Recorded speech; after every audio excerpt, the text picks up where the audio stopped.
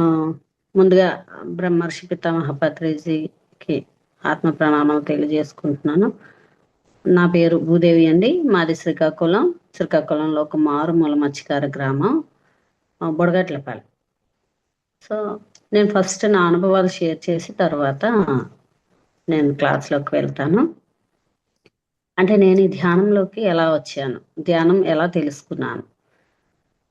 ధ్యానంకు ముందు నేను అనారోగ్యాలతో బాధపడేదాన్ని. అంటే మైగ్రేన్, పీసీఓడి ఇలాంటి ప్రాబ్లమ్స్ ఉండేవి. వా వాటి కోసం ప్రతిరోజు కూడా టాబ్లెట్లు వాడుతూ చాలా చిన్న వయసులోనే నాకు ఒక యాక్సిడెంట్ అవడం వల్ల మైగ్రేన్ అనేది వచ్చింది. అప్పటి నుంచి మెడిసిన్ వాడుతున్నాను. ఇంట్లో సుఖం లేదు, శారీరకంగా సుఖం లేదు, ఎప్పుడు ఏదో కోల్పోయినట్టు ఉండడం, ఇలాంటివి జరుగుతూ ఉన్నాయి. కానీ ఇప్పుడు కూడా మనశ్శాంతి లేదు. అటువంటి జీవితంలోకి 2016లో మా వారు శివగారి ద్వారా నాకు ధ్యానం పరిచయం అయింది. ఎప్పుడైతే ధ్యానం పరిచయం అయిందో అప్పటి నుంచి మొట్టమొదట్లో అంత ఇంట్రెస్ట్గా చేసేదాన్ని కాదు. కానీ అలా ధ్యానం ఇలా సజ్జన సాంగత్యం ద్వారా క్లాసెస్కి వెళ్ళడం ద్వారా నాకు ఈ ధ్యానం యొక్క విశిష్టత తెలుసుకున్నాను. ఎప్పుడైతే తెలుసుకున్నానో అప్పటి నుంచి సిన్సియర్గా ధ్యానం చేయడం మొదలుపెట్టాను. ఎప్పుడైతే సిన్సియర్గా ధ్యానం చేయడం మొదలుపెట్టానో నాకు తెలియకుండానే నాలో ఉండే అనారోగ్యాలన్నీ కూడా వెళ్ళిపోయాయి. రోజుకి 12 మాత్రలు వేసి ఇబ్బంది పడే నేను కొద్ది కొద్దిగా ఆ మాత్రలన్నింటినీ తగ్గించుకుంటూ చాలా తక్కువ సమయంలో నేను మెడిసిన్ నుండి బయటపడగలిగాను. ఇదొక విషయం. సో శరీరానికి సంబంధించినంత వరకు ఆరోగ్యం ఉంటేనే కదా ఏదైనా చేయగలం. సో అలా ఆరోగ్యము ధ్యానం ద్వారా కలిగింది. సో ధ్యానం సర్వరోగ నివారణ అనేది మా జీవితంలో ఒక పార్ట్ అయిపోయిందనమాట. ఇంకా రెండోది వచ్చేసరికి ధ్యానం సకల భోగకారిణి. సకల భోగకారిణి అంటే ధ్యానంకి ముందు ఎలా ఉండేది జీవితం.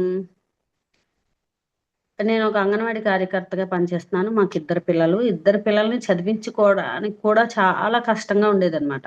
అంటే ఫీజులు కట్టలేక పిల్లలు ఎండలో నిలబడడం, ఇలాంటి ప్రాబ్లమ్స్ అన్నీ ఫేస్ చేసాం. వన్స్ ధ్యానం ఎప్పుడైతే స్టార్ట్ చేసామో బుద్ధి వికసించింది. ఆటోమేటిక్గా మా యొక్క జీవితం మారింది. ఎలా అంటే మా మామగారు ఇచ్చిన ఒక చిన్న ఇంట్లో ఉండేవాళ్ళం మేము. అలాంటి ఇంటి ఒక తలుపులు లేవు. ఎవరైనా ఫ్రెండ్స్ వస్తే వాడుకోవడానికి టాయిలెట్స్ ఫెసిలిటీస్ లేవు, వాటర్ ఫెసిలిటీస్ లేవు, ఏమీ లేవనమాట. అంటే ఎందుకు జీవిస్తున్నామో తెలీదు, బ్రతుకుతున్నాం అంతే. అలా ఉండేవాళ్ళం ధ్యానంకు ముందు. కానీ ధ్యానం మొదలుపెట్టి ఇలా మాస్టర్స్ అందరితో కలిసి అసలు ఏంటి విషయం తెలుసుకున్న తర్వాత సకల భోగకారిణి ఇద్దరు పిల్లల్ని బీటెక్ చదివించేసాము. ఒక మంచి పిరమిడ్, అందరు మాస్టర్ సహాయంతో ఒక పిరమిడ్ నిర్మించుకున్నాము. సహస్రార పిరమిడ్ అని 16x16 వాష్రూమ్స్, అలాగే కింద 3 రూమ్లు వచ్చి ఉండే వాళ్ళకి స్టేకి, అలాగే స్పిరిచువల్ టాబ్లెట్స్, కౌన్సిలింగ్ సెంటర్. మా వారు ఆర్ఎంపీగా పనిచేస్తున్నారు. సో ఆ కౌన్సిలింగ్ సెంటర్ ఇలాంటివన్నీ కూడా నిర్మించుకోగలిగాము. అంటే ఇదంతా ధ్యానం యొక్క విశిష్టత. ఇంకా మూడోది సత్యజ్ఞాన ప్రసాదిని. సత్యజ్ఞాన ప్రసాదిని అంటే నీ లోపల ఉండే జ్ఞానాన్ని నీకు వికసింపచేస్తుంది. ఎలా? అసలు నేను మాట్లాడడానికే నాకు చాలా భయం. ఇంటికి వచ్చే వాళ్ళతో ఒక స్మైల్ అంతే. నా పలకరింపు ఎలా ఉండేదంటే ఒక స్మైల్ ఇస్తే ఇంకా వాళ్ళని పలకరించినట్టే అనేటట్టు నాకు నేనుగా ఉండాలి, వేరే ఎవరు కాదు, నాకు నేనే అన్నట్టు ఉండేదాన్ని. ఎప్పుడైతే ధ్యానం పరిచయం అయ్యి ధ్యానం చేస్తూ ఇలా ఫ్రెండ్స్, ఆత్మబంధువులతో మీట్ అవుతూ ఉంటే అలాగే బుక్స్ చదవడం. అందుకే పత్రి సారు 3 పెట్టారు. ఆ 3 ఎప్పుడైతే మొదలు పెట్టామో అంటే ధ్యానము, సజ్జన సాంగత్యము, స్వాధ్యాయము, ఈ 3 ఎప్పుడైతే చేస్తున్నామో చేస్తూ ఆటోమేటిక్గా నా మాట తీరు మారింది. ఎవరితో ఎలా మాట్లాడాలో తెలుసుకున్నాను. అలా మాట్లాడుతూ ఇప్పుడు చక్కగా ఆ జూమ్ లో కూడా క్లాసులు చేయగలుగుతున్నాను అంటే ఇదంతా కూడా ధ్యానం యొక్క విశిష్టత. ఇలా మా జీవితంలో ధ్యానం ఎన్నో మార్పులు తెచ్చిందండి. ఇంక విషయానికి వస్తే ఇది నా ఇంట్రడక్షన్. మా పిల్లలు కూడా ధ్యానం చేస్తారు.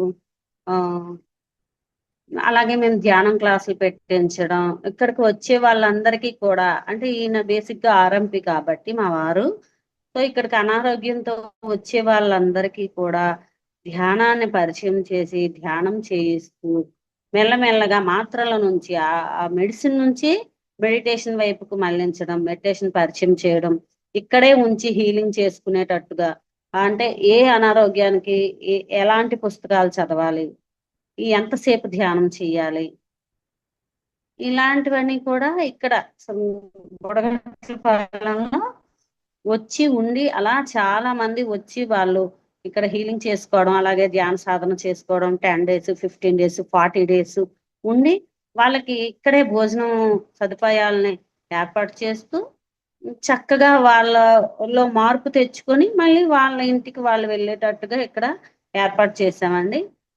నిజంగా ప్రకృతికి ఎంత మనం కృతజ్ఞత చెప్పినా కూడా తక్కువే.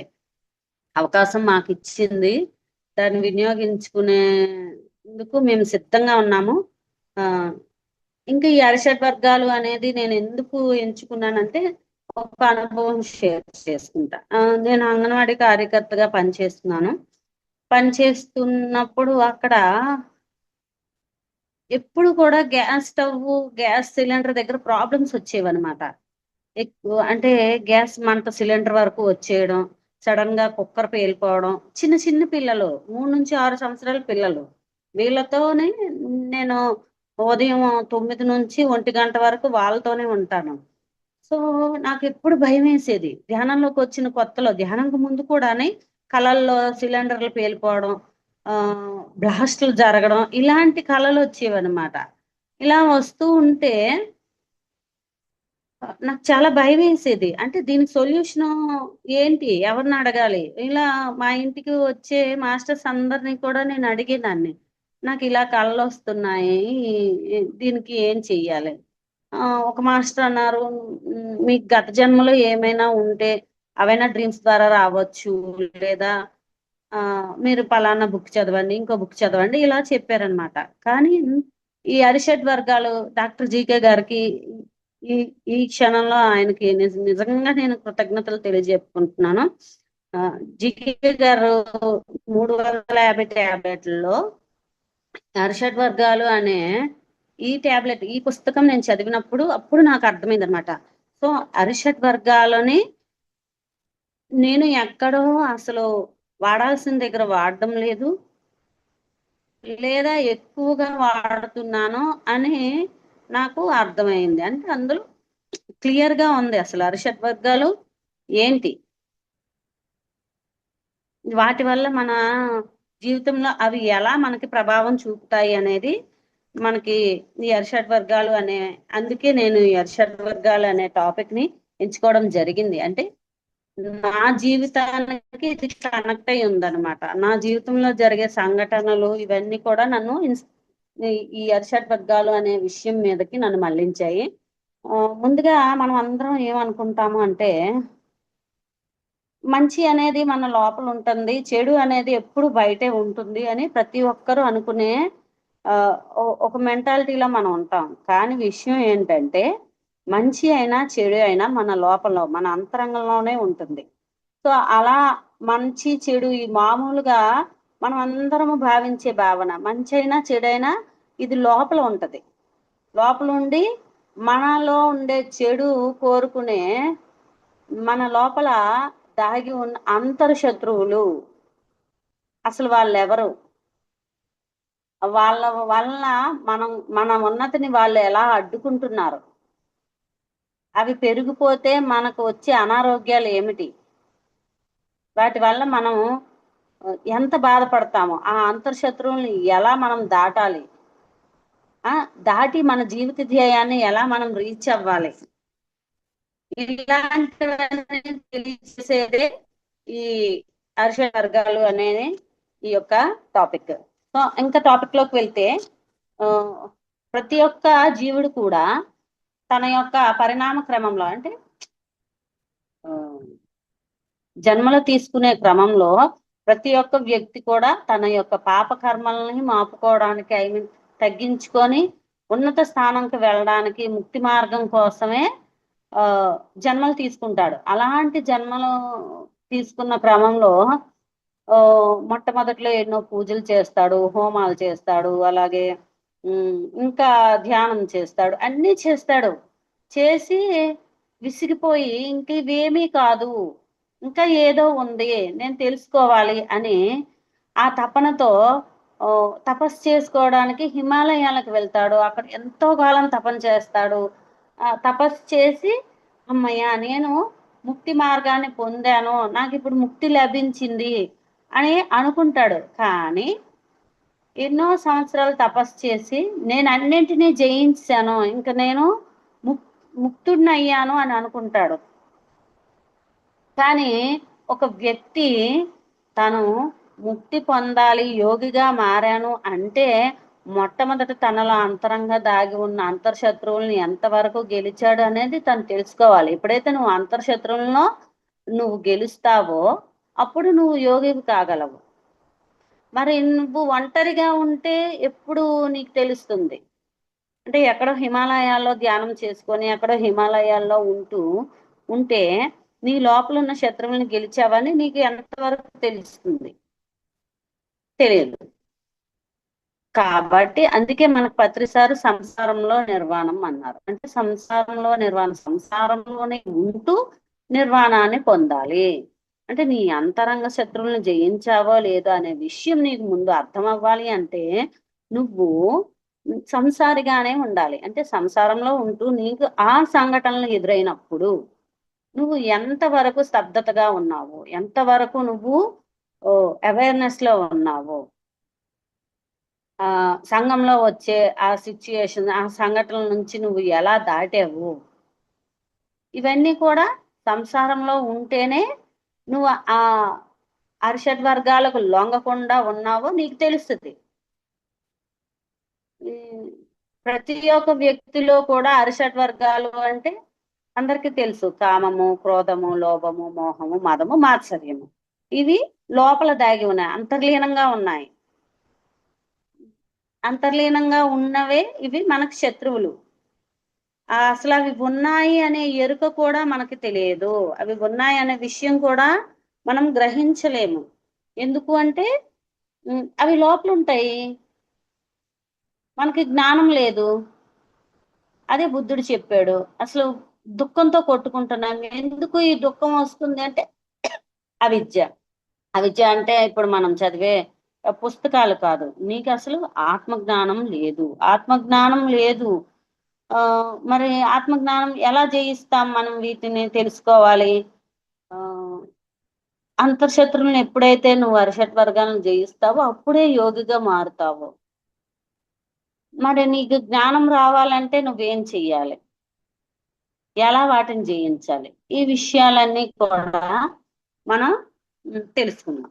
ఏంటి అరిషడ్ వర్గాలను ఎలా జయించాలి అనేది ముందుగా తెలుసుకుందాం. ఏంటి ప్రతి ఒక్కరం కూడా ఏమనుకుంటామంటే నేను చాలా మంచిగా ఉన్నాను, నేను మాత్రమే మంచిగా ఉన్నాను, అవతల వాళ్ళు నాకు ప్రాబ్లమ్స్ కల్పిస్తున్నారు, నేను బానే ఉన్నాను కానీ నాకెందుకు ఇలాంటి ప్రాబ్లమ్స్ వస్తున్నాయి, నాకెందుకు సమస్యలు వస్తున్నాయి, ఇలా అనుకుంటాం అందరూనే. కానీ ఇక్కడ తెలుసుకోవాల్సిన విషయం ఏంటంటే మనకి ఒక వ్యక్తి కానీ ఒక సంఘటన కానీ ఎదురయ్యింది అంటే అది మన లోపల అంతర్లీనంగా ఉంటేనే బయటకి నీకు రిఫ్లెక్ట్ అవుతుంది, వేరొకరిలో అది కనిపిస్తుంది. నీకు ఎక్కువగా ఎవరిలోనైనా ఏ లక్షణమైనా కనిపిస్తుంది అంటే ఎదుటి వారిలో ఆయన ఏంటి అంత కోపపడుతున్నాడు, ఆయనకి ఎందుకు అంత ఆశ, ఎందుకు అన్ని కోరికలు, అమ్మ ఆయన అంత లోబిగా ఉన్నాడు, ఇలాంటివి మనం ఎదుటి వారిలో ఎక్కువగా గమనిస్తాము. కానీ ఇక్కడ ముఖ్యంగా తెలుసుకోవాల్సిన విషయం, ఎవరైనా నీకు ఎక్కువగా కనిపిస్తున్నారు అంటే మన లోపల అంటే ఇక్కడ విశ్వం మనకి ఒక దర్పణం లాంటిది. ప్రకృతిలో విశ్వము మనకి ఒక దర్పణం. దర్పణం అంటే అద్దం. సో నీ లోపల ఉన్నది నీకు ఎదుటి వారిలో కనిపిస్తుంది. ఎప్పుడైతే మనకి అలాంటి అంటే విసుగు పుడతాము, ఒక్కొక్కసారి అనుకుంటాము ఏంటి వీళ్ళు ఇలా, ఏంటి వాళ్ళు అలా. అలా అనుకోవడం కాదు. ఫస్ట్ మనల్ని మనం సరి చేసుకోవాలి. అంటే ఎవరిలో అయినా ఏ లక్షణమైనా మనకి ఎక్కువగా కనిపిస్తుంది, ఇబ్బంది కలుగుతుంది అంటే ఫస్ట్ ఆ లక్షణం మనలో ఉంది అనే విషయాన్ని ముందుగా మనం గమనించుకోవాలి. నిజానికి మనలోని ఉన్న అరిషడ్ వర్గాల స్థితిని గమనించడం చాలా ఈజీ. అంటే ఎప్పుడైతే బుద్ధి స్థాయిలో అరిషడ్ వర్గాలు సరిగ్గా ఉపయోగించడం లేదో మన శరీరంలో కింది 3 చక్రాల్లో తాలూకా అనారోగ్యాలు మనకి వస్తాయి. ఇది చాలా కీ పాయింట్ అన్నమాట. అంటే ఎప్పుడైతే కింది స్థాయిలో అంటే పెద్ద ప్రేగులు, చిన్న ప్రేగులు, మల విసర్జన, ఈ వీటికి తాలూకా సంబంధించిన అనారోగ్యాలు గనక మనకు వస్తున్నాయి అంటే మనం ఎక్కడో అరిషడ్ వర్గాలని ఉపయోగించటం లేదు అనే విషయాన్ని చాలా ఈజీగా గమనించవచ్చు. అప్పుడు మనం ఎప్పుడైతే మనకు విషయం తెలుస్తుందో మనం వెంటనే దాన్ని మార్చుకోవాలి కూడా. కాబట్టి దీనికి సంబంధించిన అంటే లెటరినేటరీ మెకానిజం అంటారు. దానికి సంబంధించిన అనారోగ్యాలు ఎప్పుడైతే వస్తున్నాయో మనకి వెంటనే గుర్తుకొస్తుంది అనమాట. ఓహో, నేను అరిషడ్ వర్గాల్ని ఎక్కడో సరిగ్గా ఉపయోగించడం లేదు. అనేక జన్మలకి ఈ అరిషడ్ వర్గాలే కారణం. జన్మ జన్మలు దాన్ని అక్కడే కొట్టుకుంటూ ఉంటాం అనమాట. మనిషి అందులోనే బందీ అయిపోతాడు. ఎన్నో జన్మలకు కారణం అవుతాయి ఈ అరిషడ్ వర్గాలు. మనుషులకి ముఖ్యంగా 3 గుణాలు. అదే భగవద్గీతలో శ్రీకృష్ణుడు చెప్పింది కూడా అదే. ఏంటి? యోగి భవ అర్జున, నువ్వు యోగివి కా నాయన. అంటే యోగివి కావాలి అంటే ముందు నీ లోపల ఉన్న 3 గుణాలు అండ్ ఈ 6 అరిషడ్ వర్గాల్ని నువ్వు నీ కంట్రోల్లో పెట్టుకోవాలి. నువ్వు వాటిని జయించాలి అంటే నీకు ముందు జ్ఞానం రావాలి. అవిద్య వల్లే మనకి దుఃఖం ఉంది. మరి ఆ దుఃఖ నివారణ మార్గం ఏంటి అంటే జ్ఞానం ఎలా వస్తుంది? ధ్యానం చేసి ఎప్పుడైతే సజ్జన సాంగత్యం చేస్తామో, ఎప్పుడైతే మంచి మంచి యోగుల తాలూకా పుస్తకాలు చదువుతామో అప్పుడు నీలో ప్రతి ఒక్కరి కూడా బుద్ధి వికసిస్తుంది. బుద్ధి వికసిస్తే ఏం చెయ్యాలి, ఏం చేయకూడదు, ఉచితం, అనుచితం, ఇవన్నీ కూడా మనకి తెలుస్తాయి. సో కాబట్టి ముందుగా మనం అందరం కూడా చెయ్యవలసింది ఏమిటి అంటే ధ్యాన సాధన. ధ్యానము ధ్యానం చాలా మంది చేస్తున్నారు. బుడగట్ల పాలెం ఇప్పుడు ఈ విలేజ్ లో ఒకప్పుడు ఏమి తెలియని అటువంటి వాళ్ళు అంటే మత్స్యకారులు అంటే ఎలా ఉంటుంది? ఆ సముద్రంలోకి వెళ్ళడం, ఆ చేపలను వేటాడడం, వాటినే తెచ్చుకొని అదే ఆహారం 3 పూట్ల అదే ఆహారము అండ్ అదే వ్యాపారం కూడా. దాని వల్లనే వాళ్ళకి జీవనోపాయం కూడా అదే. అటువంటి స్థితి నుండి ఇది కాదు, ఎప్పుడైతే ధ్యానం పరిచయం అయిందో ఇది కాదు అంటే అంతకు ముందు ఎలా మైండ్ సెట్ ఉండేది? ఇది మా కుల వృత్తి, ఇది చెయ్యాలి మేము అన్నట్టుగా ఉండేది. కానీ ధ్యానం ఎప్పుడైతే పరిచయం అయిందో చాలా మంది మాస్టర్స్ వచ్చి క్లాసెస్ పెట్టడం వల్ల చాలా మందిలో మార్పు వచ్చింది. మార్పు రావడం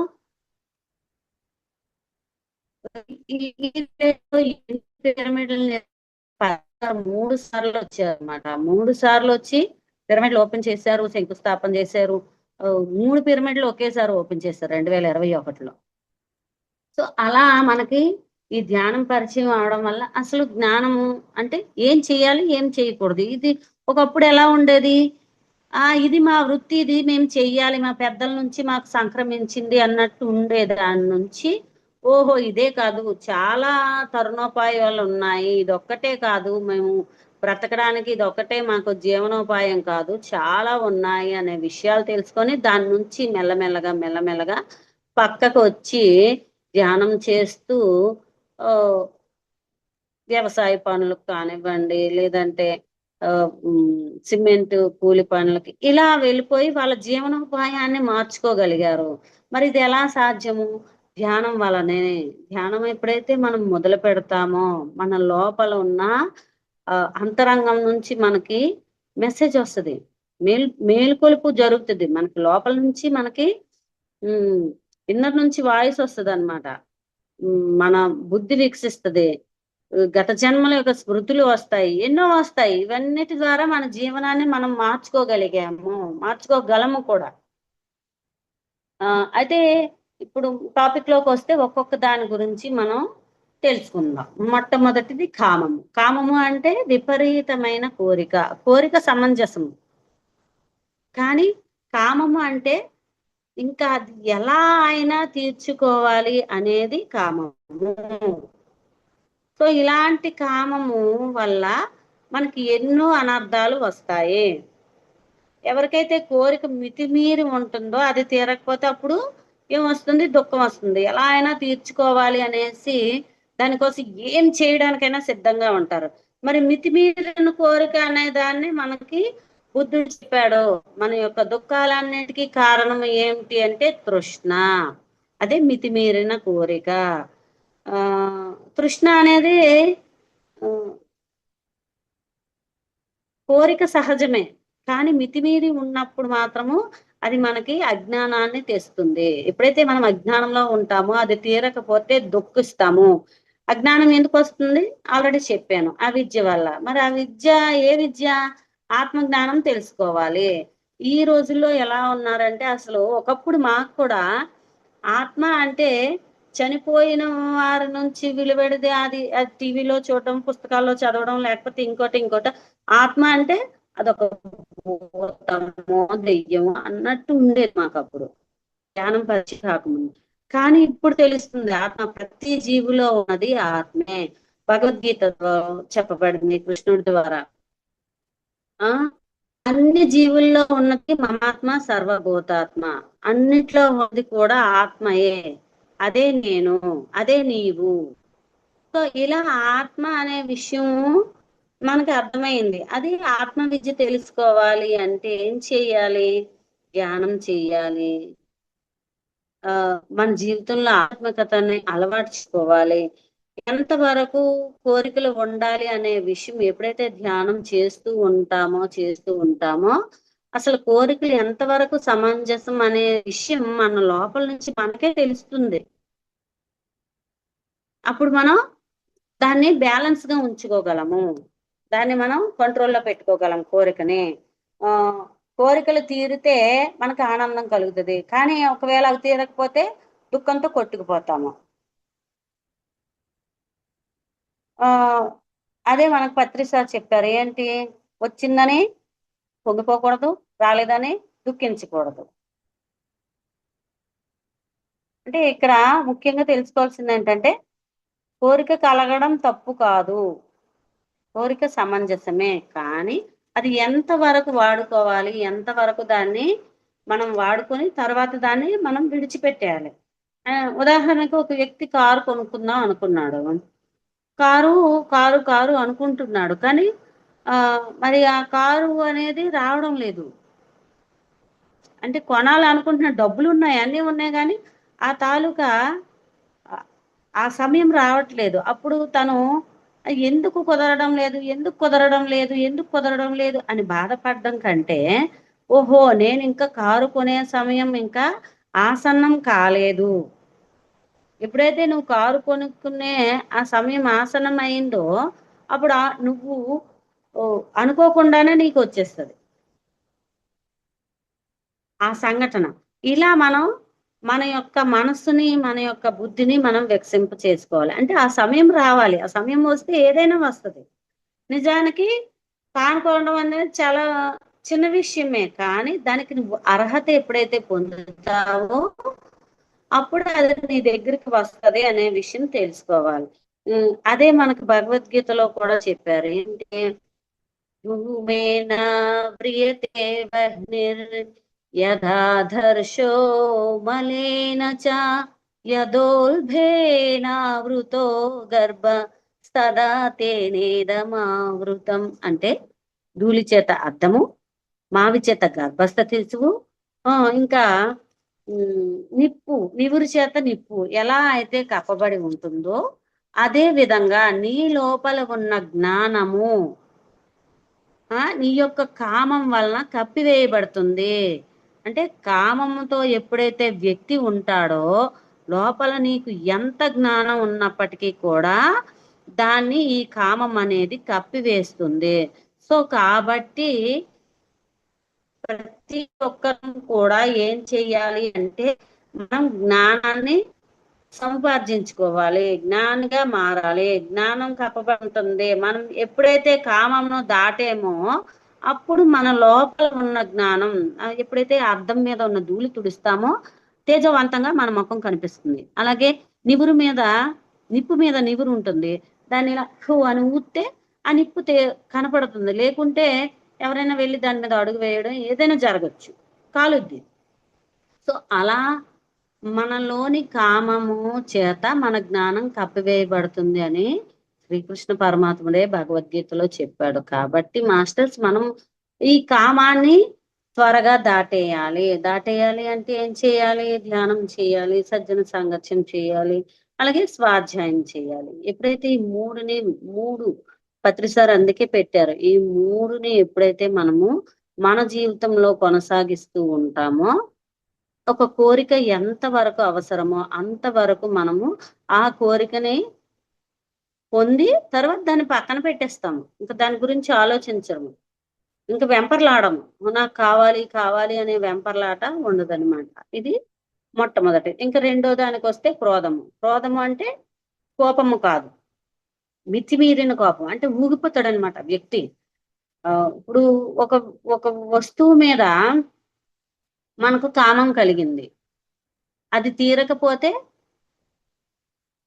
అది మన దగ్గరికి రానివ్వకుండా ఎవరైతే అడ్డుతున్నారో వాళ్ళ మీద మనం క్రోధం పెంచుకుంటాము.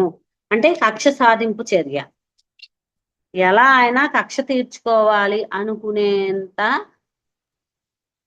కోపాన్నే క్రోధం అంటారు. అంటే కక్ష సాధింపు అన్నది వస్తుంది. క్రోధం అనేది మన యొక్క వివేకాన్ని, విచక్షణ జ్ఞానాన్ని, మన యొక్క బుద్ధిని అణచితొక్కి మన లోపలే.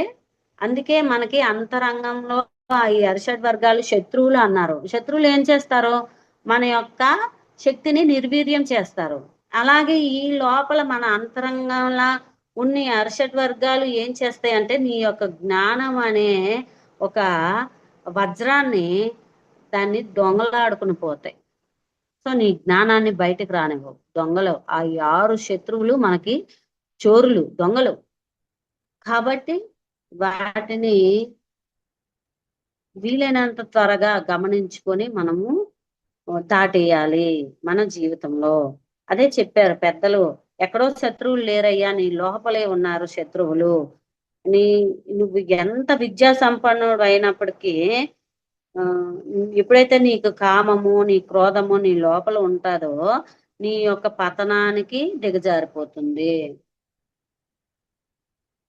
సో కాబట్టి మనము క్రోధం అనేది మన జీవితంలో చాలా, అంటే ఇంకా చెప్పనలవి కాదు, మనల్ని ఎంతవరకు పతనం చేస్తుంది అనేది. వన్స్ మనం క్రోధంతో ఉంటే ఉచ్చము నీచము ఇవేం తెలియదు, ఎవరితో గొడవ పెట్టుకుంటున్నామో తెలియదు, చుట్టూ శత్రువులను ఏర్పాటు చేసుకుంటాం. ఆ క్రోధగా ఉండే ఒక వ్యక్తికి కుటుంబ సభ్యులతో సహా అందరూ కూడా శత్రువులుగా మారే అవకాశము ఎక్కువగా ఉంది. కాబట్టి మాస్టర్స్ మనం ఇక్కడ తెలుసుకోవాల్సింది ఏంటంటే క్రోధాన్ని దాటాలి. క్రోధాన్ని ఎలా దాటాలి? మనకి అది కూడా భగవద్గీతలో చెప్పబడింది. ఏంటి? కామయేష క్రోధయేష రజోగుణ సముద్భవ మహాసనో మహాపాప్మా విద్యేనమిహ వైరినం. ఎంత చక్కగా చెప్పాడో కృష్ణుడు. ఏంటి?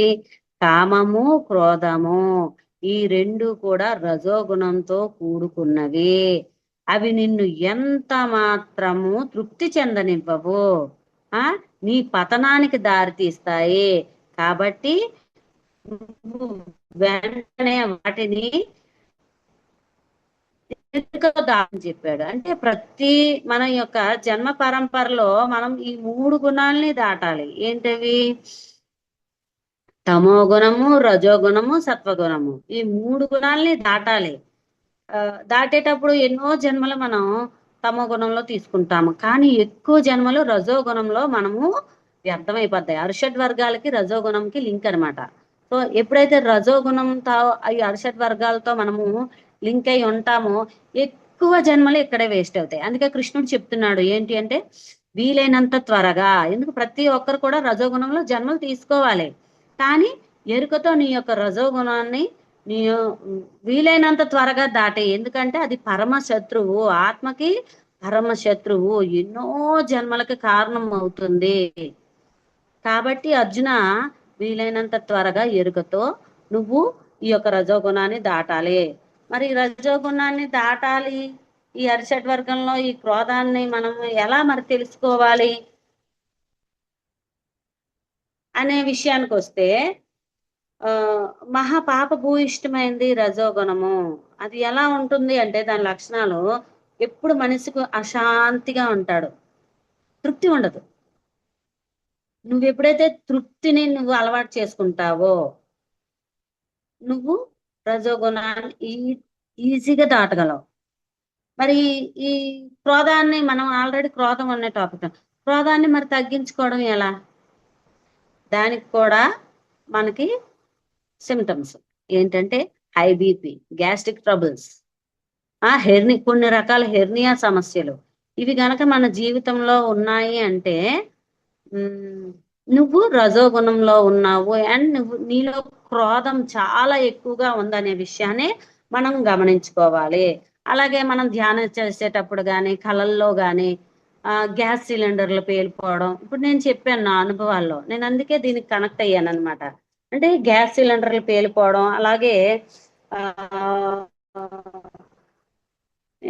గ్యాస్ ట్యూబ్లు, లేదా ఇంకా చెప్పాలంటే చాలా బ్లాస్ట్ సంబంధించి బాంబులు, ఇలాంటివన్నీ మనకు అనుభవాల్లో వచ్చినా లేదా నిజ జీవితంలో కనిపించినా నువ్వు క్రోధానికి సంబంధించిన దానిలో చిక్కుకొని ఉన్నావు అనే విషయాన్ని మనం ఈజీగా తెలుసుకోవచ్చు. మరి మరి క్రోధాన్ని ఎలా తగ్గించుకోవాలి? మనిషికి శత్రువు అని చెప్తున్నారు కదా, మరి ఆ శత్రువు నుండి మనం ఎలా తప్పించుకోవాలి? చాలా ఈజీ మార్గం ఏంటి అంటే మనలో ఉన్న క్రోధాన్ని 100%గా తీసుకుంటే నువ్వు ఎప్పుడైతే ధ్యాన సాధన చేస్తూ చేస్తూ ఉంటావో ఆటోమేటిక్ గా 60% నీ నుంచి దూరం అయిపోద్ది. నీకు తెలియకుండానే నీ క్రోధం నీలోంచి దూరం అయిపోద్ది, తగ్గిపోద్ది. ఇంకా 40% ఉంచుది. ఈ 40% లో ఇంకొక 20% సజ్జన సాంగత్యం ద్వారా ఇలా మనం మాట్లాడుకుంటూ ఉంటుంటే నీకు అవసరమైనప్పుడు నీకు ఏది అవసరమో ఎదుటివారి ద్వారా నీకు ఇవ్వబడుతుంది. ఎప్పుడైతే నువ్వు తెలుసుకోవాలి అనే తపన నీలో ఉందో మనకు తెలుస్తుంది. ఇప్పుడు హై బీపీ ఉంది, అయ్యో నాలో బీపీ ఉంది, మరి నేను క్రోధాన్ని ఎలా తగ్గించుకోవాలి, నాకు మార్గం తెలియడం లేదు అనుకుందాం, మారడానికి మనం సిద్ధంగా ఉన్నాం. అప్పుడు మాస్టర్స్ ద్వారా వాళ్ళ యొక్క మాటల ద్వారా మనం అది గమనించుకోవాలి. సజ్జన సాంగత్యంలో నీకు 20% క్రోధం ఈజీగా తగ్గిపోద్ది. ఇంకా ఉన్న 10% ఇంకా ఇంకా 20 ఉంది. సో ఇంకా 10% ఉందా? ఆ 10% ఎలా అంటే నిన్ను నువ్వు గమనించుకుంటే నీకు తెలుస్తుంది, ఆహా ఏ సమయంలో నాకు ఈ కోపం వస్తుంది, అది క్రోధంగా మారుతుంది అనే విషయాన్ని నువ్వు గమనించుకోగలవు. నీ యొక్క కోపాన్ని నువ్వు అర్థం చేసుకోవాలి. అంటే మనం ఇతరుల మీద వాక్కు ద్వారా మన భావావేశాల ద్వారా ఈ ఈ కోపాన్ని వ్యక్తం చేస్తూ ఉంటాము. అవసరం వచ్చినప్పుడు కోప్పడాలి, మరి దాన్ని కూడా దాచుకోవడానికి లేదు. మరి దాస్తూ ఉంటే ఏమవుతుంది, అది లోపల ప్రెషర్ పెంచుకుంటది. కాబట్టి అవసరమైన చోట కోపాన్ని అక్కడ మనం వ్యక్తపరచాలి. అలా మనకి 10% పోతుంది. ఇంకా 10% ఎలా అంటే చాలా మందికి మనం మంచిగానే చూస్తాము, కానీ అవతలి వాళ్ళు మాత్రం మనల్ని అర్థం చేసుకోరు. అది మన జన్మ పరంపరో, గత జన్మల సంస్కారమో ఏమో తెలీదు కానీ, ఈ 10% మాత్రం అప్పుడు ఏం చేయాలంటే ధ్యానంలో నీ నీకు ఎవరి మీదైనా ఉన్న క్రోధాన్ని అంటే నువ్వు ఎంత మంచిగా ఉన్నా అవతల వాళ్ళు నిన్ను యాక్సెప్ట్ చేయడం లేదు. నిన్ను శత్రువుగానే చూస్తున్నారు. సో, అలాంటి వారి మీద ఎంతో కొంత కోపం మనకు లోపల ఉంటది. అలాంటి కోపాన్ని ఇలా ధ్యానంలో కూర్చొని ఒక బాల్‌గా క్రియేట్ చేసి దాన్ని ప్రకృతికి అప్పజెప్పాలి. వాళ్ళ మీద నాకు ఎటువంటి ద్వేషము, కోపము లేదు. నువ్వే చూసుకో. అటువంటి సమయంలో వాళ్ళకి బుద్ధి రావాలి. వాళ్ళు చేసిన దానికి ఏదో ఒకటి జరగాలి అనే ఆలోచనతో కాకుండా, పూర్తిగా మనస్ఫూర్తిగా ఉన్న ప్రేమగా వాళ్ళని మనము ఈ ప్రకృతిలోకి విడిచిపెట్టేయాలి. ఆటోమేటిక్‌గా నీ 100% క్రోధం కూడా క్లియర్ అవుతది. ఈ రకంగా మనం క్రోధాన్ని తగ్గించుకోవచ్చు. ఎప్పుడైతే మనం క్రోధాన్ని దాటుతామో ఆహ్, మనం ఈ అనారోగ్య సమస్యల నుండి మనం బయటపడగలము. మరి ఇవన్నీ అజ్ఞానం వల్లే మన జీవితంలోకి వస్తున్నాయి అనే విషయాన్ని తెలుసుకోవాలి. అంటే జ్ఞానాన్ని మనము పెంచుకోవాలి. మరి జ్ఞానాన్ని ఎలా పెంచుకోవాలి? జ్ఞానాన్ని పెంచుకోవడానికి మనం 3 మార్గాలు ఆల్రెడీ చెప్పి ఉన్నారు. సో, అవన్నీ మనం అందరం చేస్తున్నాము. కాబట్టి మాస్టర్స్ మనము అహంకారంతో కాకుండా తగ్గి ఉంటే, ఎప్పుడైతే మనల్ని మనం తగ్గించుకుంటామో, మన నుంచి క్రోధం అనేది ఆహ్, బయటకు పోతుంది. ఈ కోపాన్ని కూడా మనం బ్యాలెన్స్ చేసుకోగలం. ఇంకా మూడవది లోభము. లోభం అంటే ఎప్పుడైతే మనకి లోభం ఎలా వస్తుందో చెప్తున్నాను. ఎప్పుడైతే మనకి కోరికలు తీరుతాయో, మనం దేన్నైనా పొందుతాం. ఉదాహరణకి ఒక ఆస్తిని పొందాం అనుకుందాం. ఆహ్, కోరికలు తీరకపోతే క్రోధం వస్తుంది. తీరితే లోభం వస్తుంది. అంటే అది లోభంగా మారుతది. మన దగ్గరకు వచ్చిన దాన్ని మనం దాచుకోవాలి, దాపెట్టుకోవాలి. ఇంత కష్టపడి నేను సంపాదించాను కదా! దీన్ని ఇతరులకు నేనెందుకివ్వాలి? ఇదంతా నేనే అనుభవించాలి. ఇది నేను కష్టపడి సంపాదించింది నేనే అనుభవించాలి. ఇలాంటి మైండ్ సెట్‌లో మనం ఉంటాము. ఆహ్, అది సహజంగా దాన్నే మనం లోభితనం అంటాం. ఆ లోభితనం వల్ల మనము తృప్తిగా ఉండలేము. ఎందుకు? ప్రతి క్షణం కూడా మనకి దుఃఖమే. ఎందుకు? సంపాదిచ్చింది ఎవరు పట్టుకుపోతారో, ఎవరికివ్వాల్సొస్తుందో అని ఇంక దాని వెంటే మనం దాంతోనే చిక్కుపడిపోయి ఉంటామనమాట. ఇంకా చెప్తున్నాడు ఏంటంటే, రజోగుణం వల్ల మనం అభివృద్ధి పొందము. మనుషులందరూ కూడా లోబులుగా మారుతారు. ఎప్పుడైతే లోబులుగా ఉంటామో, చెడు, మంచి, ఉచ్చం, నీచం ఈ ప్రకృతిలో ఉన్న కర్మలు ఎక్కువగా చేస్తూ ఉంటామనమాట. అంటే దాన్ని దాయడం కోసం కొన్ని రకాల కర్మలు చేసి, వాటిని మనం మనకున్న కర్మలతో యాడ్ చేసుకుంటాం. ఎప్పుడైతే ఆశ పెరిగిపోద్దో మనకి చూడండి దాచుకుంటే ఇంకొద్దిగా దానికి కలపాలి అనే ఆశే ఉంటుంది గానీ, ఎప్పుడైతే లోబిగా మనం ఉంటామో మరి కొద్దిగా యాడ్ చేయాలి. అంటే ఉన్న ఆస్తికి మరి కొద్దిగా యాడ్ చేయాలి. లేదా ఉన్న పుస్తకాలకి మరి కొద్దిగా యాడ్ చేయాలి. ఉన్న కార్‌లకి ఇంకో కార్ కొంటే బావున్ను. ఇలా ఉంటదనమాట లోభి గుణం. అలా ఎప్పుడైతే మనము పెంచుకుంటూ ఉంటామో, ఇంకా ఎక్కువ లోభత్వానికి గురవుతాము. ఈ కోరిక అంటాము, క్రోధం అంటాము, లోభం అంటాము. ఈ 3 కూడా 3 నరక ద్వారాలు అని చెప్తున్నారు మనకి. ఈ 3 నరక ద్వారాల్ని మనం దాటాలి. మానవుడు ఈ 3 నరక ద్వారాల ద్వారా తన యొక్క వినాశనాన్ని తానే తెచ్చుకుంటున్నాడు. మరి వీటి నుండి మనం బయటపడాలి. బయటపడాలి అంటే మార్గం ఏంటంటే తృప్తి. నువ్వెప్పుడైతే తృప్తిగా ఉంటావో, నీకున్న దాంతో నువ్వు తృప్తి చెందుతావో, అప్పుడు నువ్వు నీ యొక్క లోభ గుణాన్ని ఈజీగా దాటగలవు. హ్మ్. అండ్ నీ దగ్గర ఉన్నది పంచడం నేర్చుకోవాలి. పంచితే పెంచబడుతుంది. ఈ విషయం మనకి నాకైతే ఈ ధ్యానంలోకొచ్చిన తర్వాతే తెలిసింది. పంచితే పెంచబడతది. కానీ ఒకప్పుడు ఎలా లోబిగా ఉండేటప్పుడు ఎలా ఉండేవాళ్ళం, అయ్య బాబోయ్! నాకున్నది కొంచెము ఈ కొద్దిలో ఎవరికైనా ఇస్తే మరి ఇంక నాకు తక్కువైపోద్ది కదా! అన్నట్టు ఉండేది. కానీ ఎప్పుడైతే నీ యొక్క జ్ఞానం కానివ్వండి, నీ యొక్క ధనం కానివ్వండి, లేదా ఆహ్, ఇంక ఏదైనా నువ్వు పంచుతూ ఉంటే అది పెంచబడుతుంది. నీకు ఏదైతే కావాలనుకుంటున్నావో అది ముందు ఇతరులకు ఇవ్వడం నేర్చుకోవాలి. అలా ఇవ్వడం ఎప్పుడైతే అలవాటు చేసుకుంటావో నీకు ఈ లోభత్వం అనేది నీ నుంచి దూరం అవుతుంది. అలాగే ధ్యానం ద్వారా మనము ఎన్నో లోకాలు, కోటాను కోట్ల లోకాల్లోకి వెళ్తాము. అంటే ధ్యానం చేసేటప్పుడు అనుభవాల సంగతి చెప్తున్నాను. వాటన్నింటిని మనం ఎప్పుడైతే దర్శిస్తామో ఈ భూమి అనేది చాలా చిన్నది. ఇలాంటి చిన్న దాంట్లో మన యొక్క మజిలీ అంతకంటే చిన్నది. సో మనం ఇక్కడ నేర్చుకోవడానికి, తెలుసుకోవడానికే వచ్చాము కానీ ఏదో దాపెట్టుకోవడానికి కానీ లేదా ఆహ్, లోభి గుణంతో ఉండడానికి గాని రాలేదు అనే విషయాన్ని మనం ధ్యానం చేస్తూ ఉంటే మన అనుభవాల ద్వారా కూడా మనకి సులువుగా అర్థమవుతుంది. అంటే ఈ లోభ గుణాన్ని మనం ఎలా దాటాలి? ఇవ్వడం ద్వారా, తృప్తి చెందడం ద్వారా మనము దాటాలి. ఇంకా నాలుగోది మోహము. చూడండి, లోభిగా ఉంది ఎప్పుడైతే మనం దాపెట్టుకుంటున్నామో అప్పుడు దాని మీద విపరీతమైన మోహాన్ని పెంచుకుంటాము. అంటే ఎవ్వరికి కూడా ముట్టుకోనివ్వం. మనకు నచ్చిన వస్తువు మనం దేని మీదైనా మోహం పెంచుకుంటే దాన్ని ఎవరు టచ్ చేసినా కూడా మనకి కోపం వస్తుంది. మాస్టర్స్, నేను ఒకసారి వీడియో ఆఫ్ చేసుకుంటాను. ఎందుకంటే నాకు ఆల్రెడీ బ్యాటరీ లో అయింది. సో ఏమనుకోవద్దు. సో అలా మనం ఈ మోహాన్ని కారణం ఏంటంటే లోభత్వం. లోభత్వంతో ఎప్పుడైతే మనం దాచిపెట్టుకుంటూ ఉంటామో దాని మీద విపరీతమైన మోహాన్ని పెంచుకుంటాము.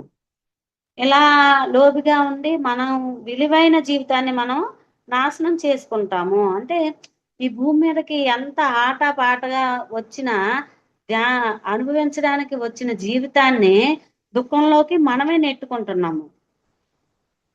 ఇలాంటి మోహం మనకి ధనం మీద ఉంటుంది. ఆడవాళ్ళకైతే ఎక్కువగా ఆర్నమెంట్స్ మీద, చీరల మీద, చిన్న చిన్న వస్తువుల మీద చాలా మోహాన్ని పెంచుకుంటాం.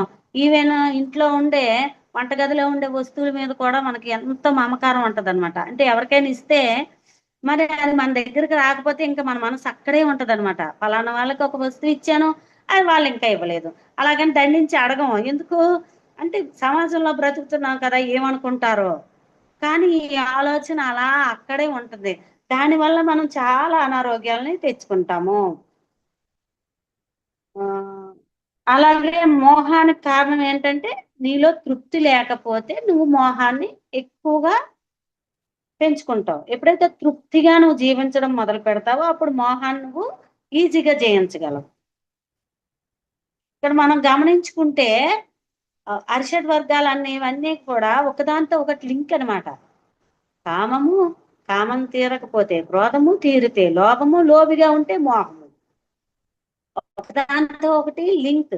ఇలాంటి లింక్ వల్ల మనము కోరికల్లో ఎవరు తీరుతాయో, తీరకపోతాయో లోభిగా మారిపోతాము. ఆ లోభం నుంచి అలా మోహంగా మార్చేసుకుంటాం. సో ఇలా మన దుఃఖాన్ని మన జీవితాన్ని మనే దుఃఖమయం చేసుకుంటున్నాము. ఎప్పుడైతే తృప్తిగా మనము ఉంటామో ఈ మోహాన్ని ఈజీగా దాటగలము. ప్రతి ఒక్కరం కూడా పిల్లల మీద మోహాన్ని పెంచుకుంటాం. పిల్లల్ని చిన్నప్పటి నుండి, ముఖ్యంగా లేడీస్ పిల్లల్ని చిన్నప్పటి నుండి చక్కగా పెంచుతారు. ఒక వయసు వచ్చాక వాళ్ళకి పెళ్లి చేస్తాము. కానీ ఈ బిడ్డల మీద ఉన్న మోహంతో ఆ వచ్చిన అమ్మాయిని మనం యాక్సెప్ట్ చేయలేము. అంటే ఆ అమ్మాయి నా నుంచి విడదీస్తుంది. నా మాట వినడం లేదు పెళ్ళయ్యాక. ఇలా ఉంటాం. కాబట్టి మనం మోహాన్ని దాటాలి అంటే మెయిన్ ఏంటంటే నువ్వు తృప్తి. ఓహో! రెడీ. వాళ్ళు ఆనందంగా ఉండడం కోసమే కదా వాళ్ళకి జీవితాన్ని వాళ్ళకిచ్చాం. ఇక వాళ్ళ లైఫ్ వాళ్ళు అనుభవించండి అని అక్కడితో వాళ్ళది వాళ్ళకి అప్పచెప్పి మనం హ్యాపీగా ఉండాలనమాట. అది మనం అలవాటు చేసుకోవాలి. మరి ఎలా అలవాటు చేసుకోగలము? ఎప్పుడైతే మనం ధ్యానం చేస్తామో మాస్టర్స్ ద్వారా ఇలాంటి విషయాలు వింటాము. అవును, నిజమే కదా! అనవసరంగా అనారోగ్యాలు ఎందుకు కొని తెచ్చుకోవడం మనం? మనమే మన అనారోగ్యాలకు కారణమవుతున్నాము. దాని వల్లే మనం దుఃఖిస్తున్నాము అనే విషయాన్ని తెలుసుకుంటే మన జీవితంలో ఎప్పుడు కూడా ఈ ప్రేమ, ఈ స్నేహము, ఈ బంధుత్వం ఇవన్నీవి కూడా చాలా ఆనందంగా అనుభవించగలము. జాగ్రత్తగా మన యొక్క మోహాన్ని మనం దాటేయగలము. తెలుసుకుంటాము సంఘటన ఎదురైన ఓహో! నేను మోహంతో ఉన్నాను. సో, కాబట్టి నేను మోహాన్ని విడనాడాలి, పక్కన పెట్టాలి అనే విషయం మనం గమనించుకుంటాం. ఇంకా ఆహ్, నెక్స్ట్ వచ్చేసి మదము. మదము అంటే అహంకారంతో నేనే చేస్తున్నాను. నేను నాది. ఈ రెండిట్లో ఉంటదనమాట అహంకారం. ఎలాగైనా సాధించాలి. ఇది నేనే సాధించాను. ఇది నా వల్లే అవుతుంది. ఇలాంటి తత్వంలో ఉంటామనమాట. దాన్ని మదం అంటారు. సో, ఈ అహంకారాన్ని ఏం చేస్తది? మనిషిని నాశనం చేస్తది. మన చుట్టూ ఉండే వాళ్ళతో మన యొక్క సత్సంబంధాలని నాశనం చేస్తది. అంటే మంచి సంబంధాలు ఏర్పడవు. ఎదుటివారి గొప్పతనాన్ని కూడా ఒప్పుకోలేము. ఎప్పుడైతే మనం అహంకారంతో ఉంటున్నామో, అవతల వాళ్ళు ఎంత గొప్ప వాళ్ళైనా మనము యాక్సెప్ట్ చేయము, అంగీకరించము, ఒప్పుకోము. ఆ! నాకన్నా నువ్వేమి ఎక్కువ కాదులే. ఇలా మాటల ద్వారా చెప్పడము, లేదా చేతల ద్వారా చెప్పడం ఇలాంటివి చేస్తూ ఉంటాము. ఇంకా చెప్పాలంటే అహంకారంతో అసలు ఏం చేస్తున్నాము, ఉచ్చము, నీచము కూడా మర్చిపోతాము. దీనికి ఉదాహరణ ఒకప్పుడు మన సమాజంలో ఎలా ఉండేది పురుషాహంకారం నడుస్తూ ఉండేది. అంటే ఆడవాళ్ళు మీరిలానే ఉండాలి, బయటకి రాకూడదు. ఇంకొకటి. నౌ-ఏ-డేస్ అంతా మారిందనుకోండి. కానీ ఎక్కడో కొద్దిగా అయినా కొన్ని చోట్ల ఉందని నేను అనుకుంటున్నాను. అంటే అది హ్మ్. మనకి మన పూర్వీకుల నుండి అది మనకు సంక్రమించింది. అది కూడా అహంకారమే. మనం ఈ భూమి మీద జన్మ తీసుకున్నాము. జన్మ ఎందుకు తీసుకున్నామంటే నేర్చుకోవడానికొచ్చాము. ప్రతి వ్యక్తి నుండి నేర్చుకోవాలి. ప్రతి సంఘటన నుండి నేర్చుకోవాలి. ప్రతి ఒక్క జీవి నుండి మనం నేర్చుకోవాలి. కానీ ఈ ఈ విషయాన్ని మనం మర్చిపోయి మనం మదంతో ఆహా! నువ్వు చెప్పేదేంటి? నేను చేసేదేంటి? అని అనుకుంటాం. కానీ సృష్టిలో ఏంటంటే ఎవరి ప్రత్యేకత వాళ్ళకే ఉంది. నీకు ఎప్పుడైతే జ్ఞానం వస్తుందో నీ అహంకారం నీ నుంచి దూరమవుతుంది. నాకు అన్నీ తెలుసు. నువ్వు నాకు చెప్పేదేంటి? అసలు నీ దగ్గర నేనెందుకు నేర్చుకోవాలి? ఇలాంటి తత్వంలో ఉంటే అది మదం.